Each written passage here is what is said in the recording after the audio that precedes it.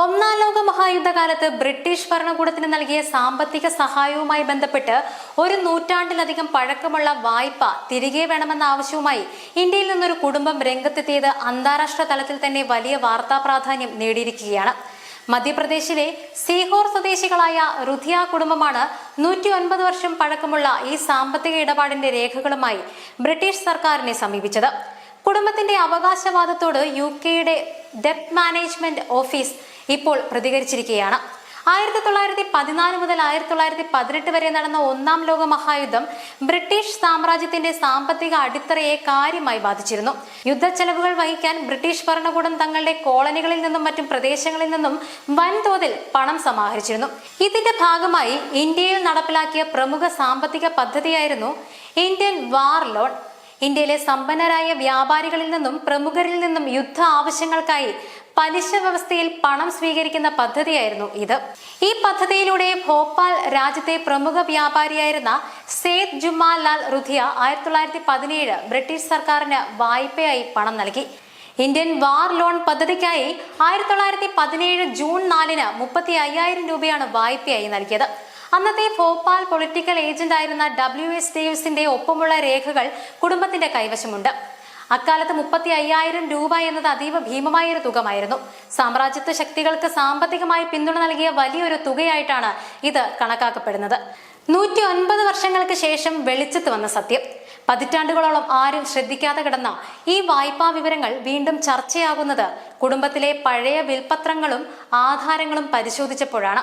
ജുമ്മാ ലാൽ റുധിയയുടെ കൊച്ചുമകനായ വിവേക് റുധിയയാണ് ഈ ചരിത്രപരമായ രേഖകൾ കണ്ടെത്തിയത്.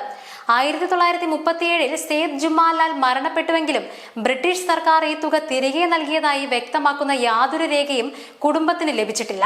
അതുകൊണ്ട് തന്നെ പലിശ സഹിതം ഈ തുക തിരികെ ലഭിക്കാൻ ഞങ്ങൾക്ക് അർഹതയുണ്ട് എന്ന് വിവേക് റുധിയ അഭിപ്രായപ്പെടുന്നുണ്ട്. 1917 35,000 രൂപയുടെ ഇന്നത്തെ മൂല്യം കണക്കാക്കിയാൽ അത് 100 കണക്കിന് കോടി രൂപ വരും. ഇത്രയും വർഷത്തെ പലിശയും നാണയപ്പെരുപ്പവും അക്കാലത്തെ പലിശ നിരക്കുകളും പരിഗണിക്കുമ്പോൾ തുക വളരെ വലുതാണ്. എന്നാൽ റുധിയ കുടുംബത്തെ സംബന്ധിച്ചിടത്തോളം ഇത് വെറും ഒരു പണത്തിന്റെ മാത്രം വിഷയമല്ല, മറിച്ച് തങ്ങളുടെ മുത്തശ്ശന്റെ പാരമ്പര്യത്തിന്റെയും ചരിത്രപരമായ സത്യസന്ധതയുടെയും നീതിയുടെയും പ്രശ്നമാണെന്ന് വിവേക് റുധിയ വ്യക്തമാക്കുന്നുണ്ട്. വായ്പ തിരികെ വേണമെന്ന ആവശ്യവുമായി ബ്രിട്ടീഷ് അധികൃതർക്ക് അയച്ച കത്തിന് മറുപടിയായി UK ഡെപ്റ്റ് മാനേജ്മെന്റ് ഓഫീസ് കുടുംബത്തെ ബന്ധപ്പെട്ടു.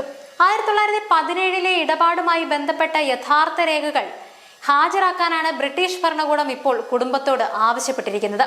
ഇതോടെ 109 വർഷം പഴക്കമുള്ള അവകാശവാദത്തിന്റെ നിഷ്പക്ഷവും രേഖാപരവുമായ പരിശോധനയ്ക്ക് വഴി തുറന്നിരിക്കുകയാണ്. വായ്പ നൽകിയതിന്റെയും അത് തിരികെ നൽകിയിട്ടില്ലെന്നതിന്റെയും തെളിവുകൾ ഹാജരാക്കാൻ സാധിച്ചാൽ UK സർക്കാർ ഇത് അംഗീകരിക്കേണ്ടി വരും. ബ്രിട്ടീഷ് കോളനി വാഴ്ചക്കാലത്ത് ഇന്ത്യയിൽ നിന്നും വൻതോതിൽ സമ്പത്ത് വിദേശത്തേക്ക് ഒഴുകിയിരുന്നു. ഇതിൽ യുദ്ധ വായ്പകളുടെ പേരിൽ സമാഹരിച്ച തുകകളും ഉൾപ്പെടുന്നുണ്ട്. യഥാർത്ഥത്തിൽ ചരിത്രപരമായി വലിയ പ്രാധാന്യമുള്ള ഒരു വിഷയമാണിത്. വിദേശ ഭരണകൂടം ഇന്ത്യയിലെ വ്യക്തികളിൽ നിന്നും സ്ഥാപനങ്ങളിൽ നിന്നും സ്വീകരിച്ച പണത്തിന്റെ ഉത്തരവാദിത്വം ഉറപ്പാക്കൽ മാത്രമല്ല, നൂറ്റാണ്ട് പഴക്കമുള്ള സാമ്പത്തിക കരാറുകൾക്ക് വർത്തമാനകാലത്ത് നിയമപരമായ എന്ത് സാധ്യതയുണ്ടെന്ന് ലോകത്തിന് കാണിച്ചു കൊടുക്കുന്ന അപൂർവ സംഭവമാണിത്. തലമുറകളായി സൂക്ഷിച്ചു വെച്ച രേഖകൾക്ക് ചരിത്രത്തെയും വർത്തമാനത്തെയും എങ്ങനെ മാറ്റാൻ കഴിയുമെന്നതിന്റെ തെളിവ്.